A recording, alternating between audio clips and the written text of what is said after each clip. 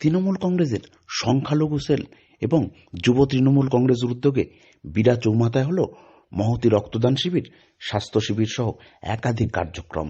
আর এই অনুষ্ঠানের মাধ্যমে হিন্দু মুসলিম সকল সম্প্রদায়ের মানুষের মধ্যে আরও ঐক্য বাড়বে বলে মনে করছেন তৃণমূল কংগ্রেস নেতৃত্ব। পাশাপাশি বাংলাদেশ প্রসঙ্গে মুখ খুললেন জেলা পরিষদের সভাধিপতি নারায়ণ গোস্বামী। বললেন, কেন্দ্রীয় সরকারের তৎপরতা প্রয়োজন।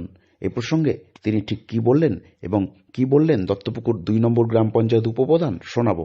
বাংলাদেশে যে ধরনের কার্যকলাপ চলছে তাতে আমাদের দেশ হচ্ছে প্রতিবেশী, এবং আমরা চাই যে এমন একটা সময়ে এরকম একটা অনুষ্ঠান, যেটা সম্প্রীতির অনুষ্ঠান, রক্তদান, সেই রক্তদান অনুষ্ঠানটা করে অঙ্কন প্রতিযোগিতা আছে, বস্ত্রদান আছে, শীতবস্ত্র দান আছে, সাংস্কৃতিক অনুষ্ঠান আছে, এগুলো করে যাতে সম্প্রীতিটা বজায় থাকে এবং মানুষ এটা থেকে যেন শিক্ষা নেয় যে আমাদের মানব ধর্মটাই বড় ধর্ম, এর বাইরে কোনো ধর্ম নেই।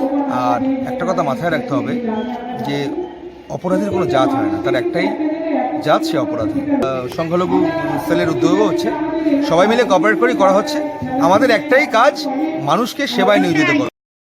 আক্রান্ত বাংলাদেশে হু হু করে আক্রান্ত হচ্ছে, প্রতিদিন আক্রান্ত হচ্ছে, কোনো রকম হুঁশ নেই ইউনূস সরকারের, কি বলবেন? দেখুন, কেন্দ্রীয় সরকারের এই দপ্তরের যারা দায়িত্বপ্রাপ্ত তারা গেছেন, কথাবার্তা বলেছেন, এবং এই বিষয়টা নিয়ে বাংলার মাননীয় মুখ্যমন্ত্রী মমতা বন্দ্যোপাধ্যায় ভীষণ তার উদ্বেগের কথা জানিয়েছেন।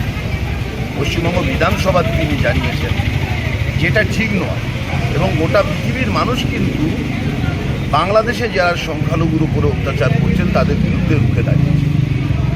সেই হিসেবে আমার মনে হয়েছে যে আমরা পশ্চিমবঙ্গ রাজ্য সরকার, আমরা দেশের সরকারের পাশে আছি, যেহেতু এটা পশ্চিম দেশের ম্যাটার আছে,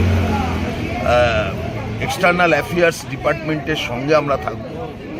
কিন্তু কোথাও নাগরিকভাবে আমার মনে হয়েছে যে আমরা বোধহয় একটু বেশি নরম দেখিয়ে ফেলছি।